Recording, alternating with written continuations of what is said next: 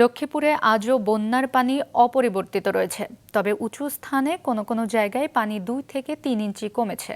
অন্যদিকে ফেনীতে বন্যা পরিস্থিতির আরও উন্নতি হয়েছে। বিস্তারিত ডেস্ক রিপোর্টে।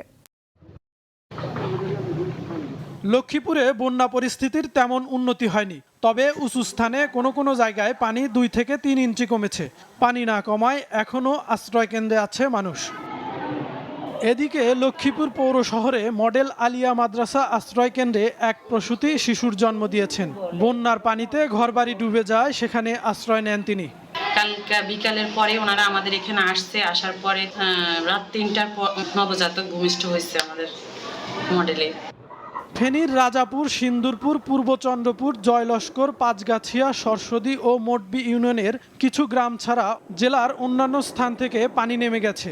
তবে এখনও তলিয়ে আছে গ্রামীণ সড়কগুলো। মেরামত করতে হবে প্রায় 500 কিলোমিটার সড়ক। বন্যায় জেলায় মোট 28 জনের মৃত্যু হয়েছে।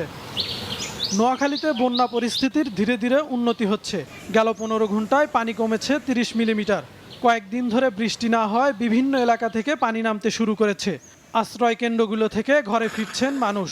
তবে জেলা জুড়ে আছে খাদ্যর সংকট, বেড়েছে ডায়রিয়া সহ বিভিন্ন পানিবাহিত রোগ। জেলা প্রশাসকের তথ্য মতে এখনও পানিবন্দী প্রায় 17 লাখ মানুষ। 1016টি আশ্রয় কেন্দ্রে এখনও 2 লাখ মানুষ রয়েছে। 20 দিনের মতো আমরা পানিতে, এখনো পানি আস্তে আস্তে ধীরে ধীরে যাচ্ছে। আরো কতদিন আমরা পানিতে থাকতে হয় সেটা এখনো বলা যায় না।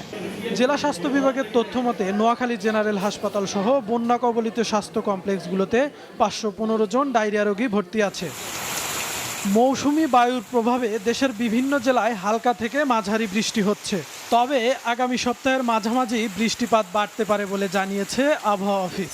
বন্যা পূর্বাভাস ও সতর্কীকরণ কেন্দ্র জানিয়েছে বিভিন্ন নদ নদীর পানি 69টি পয়েন্টে কমছে, বাড়ছে 39টি পয়েন্টে। মাছরাঙ্গা নিউজ ডেস্ক।